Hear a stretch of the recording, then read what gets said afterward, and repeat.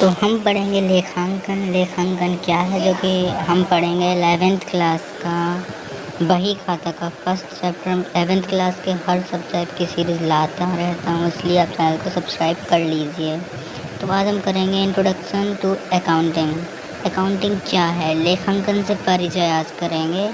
तो क्या है, आप सब लोग जानते हैं, ड्यू टू लॉकडाउन बहुत सारा पीरियड हमारा निकल चुका है, इसलिए यहाँ से लेकर मैं आपको जल्दी से सारांश पूरा बता देता हूँ। कैसा क्या है, लेखांकन क्या है, बही खाता क्या है, हर चीज़ महत्वपूर्ण स्मरणीय बिंदु जिसे कहेंगे हम, वो आपको सब बता देता हूँ और आपको वो सारे याद रखने हैं। फिर हम अपने लेखांकन के जो मेन चीज़ें रहती हैं उन पर जाएंगे, जैसे कि सबसे इम्पोर्टेंट जर्नल एंट्रीज। तो ठीक है, आगे बढ़ते हैं। तो हमें सबसे पहले एक पुरानी कहावत है, देखिए, ये बहुत ही पुरानी कविता है, सुनिए। पहले लिख पीछे दे, भूल पड़े कागज से ले। मतलब ये है इसका, मतलब इस पुरानी कहावत का मतलब है कि कोई भी व्यापारी अपने लेन देनों को ज़्यादा दिनों तक याद तो रख नहीं सकता, इसलिए पहले लिख ले, जिससे कभी भूल नहीं पड़ सकती जो उसके लेन देन होते। जैसे मान लीजिए कोई उधार लेके गया, कोई नगद लेके गया, तो इसको डायरेक्ट हम लेखांकन करते हैं। इसका सबसे फर्स्ट इम्पोर्टेंट पॉइंट है, इसको आप नोट कर लीजिए। और अगला पॉइंट जो है हमारा, वो है लेखांकन की विशेषताएं। लेखांकन जो है वो वित्तीय व्यवहार एवं घटनाएं लेखा करने की, डायरेक्टली आप एक बात जान लीजिए, वित्तीय व्यवहार एवं घटनाएं लेखा करना, वर्गीकरण करना, सारांश तैयार करना, विश्लेषण करना तथा लेखांकन सूचनाओं को बाहरी एवं आंतरिक प्रयोगकर्ताओं को उपलब्ध कराना। लेखांकन की सीधी सी एक विशेषता आपको याद रखनी है, जो कि बहुत इंपॉर्टेंट पॉइंट है, वो है कि लेखांकन एक कला है। आप इसे नोट कर सकते हैं वीडियो को पॉज करके। तो आगे ये रहे हमारे लेखांकन के विशेषताएं। अब देखिए लेखांकन के उद्देश्य। लेखांकन के उद्देश्य आपको सबसे पहले मैं किताबी भाषा बता देता हूँ क्या लिखा है। व्यापार की लाभ हानि ज्ञात करना, चिट्ठा बनाकर वित्तीय स्थिति ज्ञात करना, वित्तीय आंकड़े उपलब्ध कराना, वैधानिक आवश्यकताओं की पूर्ति करने के लिए आदि। तो अब समझ लीजिए अपनी भाषा में, लेखांकन जो है उसका एक एम है। लेखांकन क्यों किया जाता है, जो लेखांकन का उद्देश्य है वो व्यापार की लाभ हानि ज्ञात करना। यानी लेखांकन अगर हम करेंगे तो हमें व्यापार का पता चलेगा, किस चीज़ से हमारे व्यापार को लाभ हो रहा, किस चीज़ से हमारे बिजनेस को प्रॉफिट हो रहा, किस चीज़ से हमारे बिजनेस को लॉस हो रहा। आगे देखेंगे चिट्ठा बनाकर वित्तीय स्थिति ज्ञात करना। मतलब जब लेखांकन के जो चिट्ठे होते, मतलब चिट्ठे बनते हैं, लेखांकन को लिखने को चिट्ठा कहते हैं। अभी आगे बताएंगे, आगे के वीडियोस में देखेंगे। तो चिट्ठे बनाकर वित्तीय स्थिति ज्ञात करना, चिट्ठे बन जाते तो उससे हमें पता चल जाता कि हमारा बिजनेस जो है उसकी वित्तीय स्थिति क्या है, वो भी प्रॉफिट में चल रहा है या लॉस में चल रहा है, वही है ये।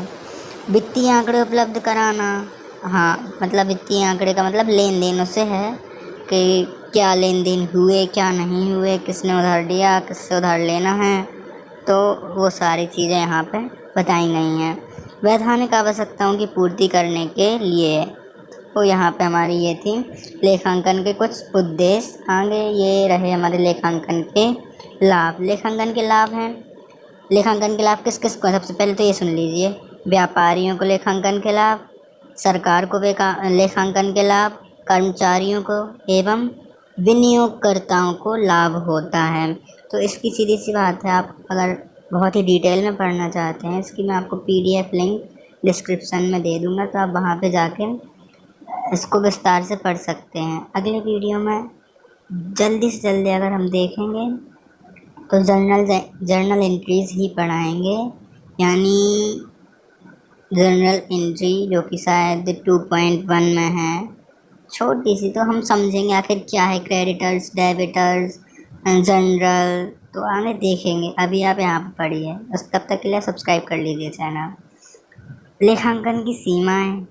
लेखांकन की सीमाएं हैं सूचना का अपूर्ण होना, मूल्यहीन संपत्तियों को दर्शाना, संपत्तियों को वर्तमान मूल्य पर ना दिखाना, गुप्त संचय का निर्माण करना, नीतियों में परिवर्तन करना, अंकों में हेरा फेरी करना।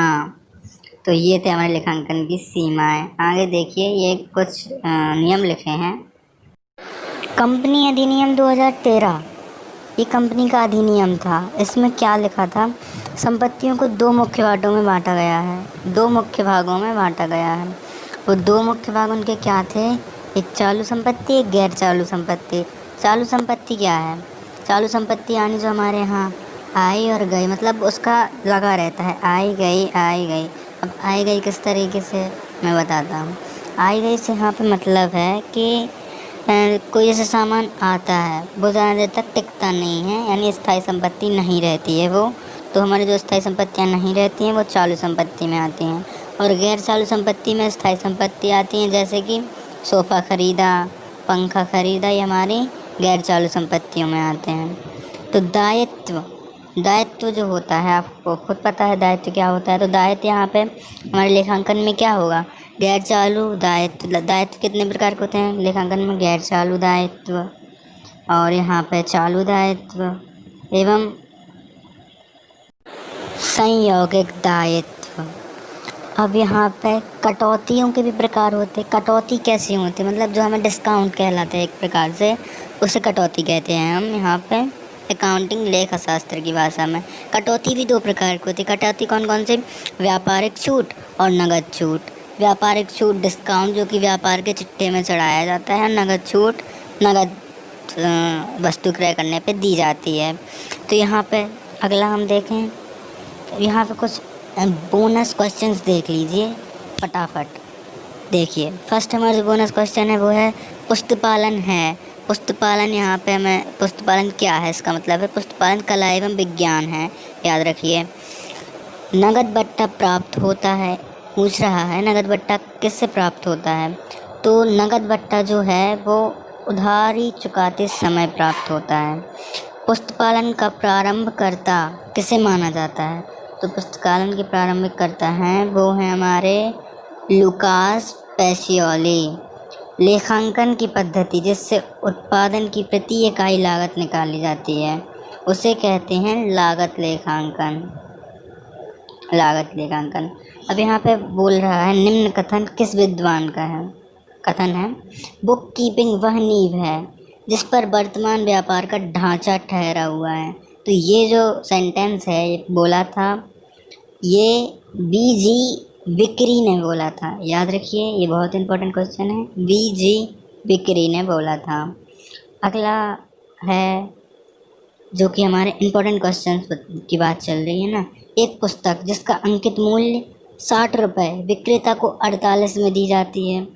यानी एक जो पुस्तक है वो 60 रुपये और विक्रेता को बेची गई 48 में। तो यहाँ पे क्वेश्चन है इस बट्टे का नाम क्या होगा? तो आपको साफ साफ दिख रहा है बेची गई 48 में, 60 उसका अंकित मूल्य था, यानी यहाँ पे कटौती की छूट दी, तो ये होगा हमारा व्यापारिक बट्टा। तो नेक्स्ट क्वेश्चन पे हम जाते हैं, क्योंकि इसे रेस कर दूँ थोड़ा। हाँ, नेक्स्ट क्वेश्चन पे जाते हैं। नेक्स्ट क्वेश्चन है पूंजी पर ब्याज व्यापार के लिए क्या है? मतलब जैसे पूंजी लगाई जाती है व्यापार के ऑनर के द्वारा, जो कि व्यापार के लिए एक प्रकार से दायित्व होता है। तो पूंजी पर ब्याज, क्योंकि उस पर दायित्व है तो ब्याज लगाकर वो अपने मालिक को वापस करेगा। तो इसे क्या कहते हैं? व्यापार के लिए क्या है? ये व्यापार के लिए व्यय होगा, क्योंकि व्यापार से खर्चा हो रहा है। यहाँ पे अगला क्वेश्चन है पूंजी खाता किस खाते का प्रतिनिधित्व करता है? पूंजी खाता व्यक्तिगत खाते का प्रतिनिधित्व करता है, याद रखिए आप हमेशा। सामान्यतः लेखांकन अवधि कितने समय की होती है? तो सामान्यतः 1 वर्ष की होती है। 1 वर्ष में लेखांकन चिट्ठे सारे बंद कर दिए जाते हैं। संपत्तियों का दायित्व पर अधिक क्या कहलाता है? अधिक यानी अधिकार। संपत्तियों का दायित्व पर अधिकार क्या कहलाता है? तो संपत्ति का दायित्व पर अधिक पूंजी कहलाता है, याद रखिए, ये भी आपको याद रखना होगा।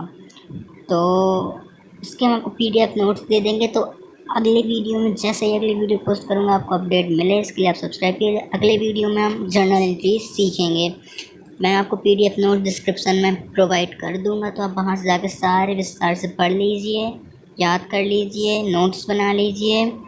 और अगले वीडियो में मिलते हैं। और हाँ, इंग्लिश के और अर्थशास्त्र के आई बटन पे लिंक है, आप जाके देख सकते हैं वीडियोस। बाय।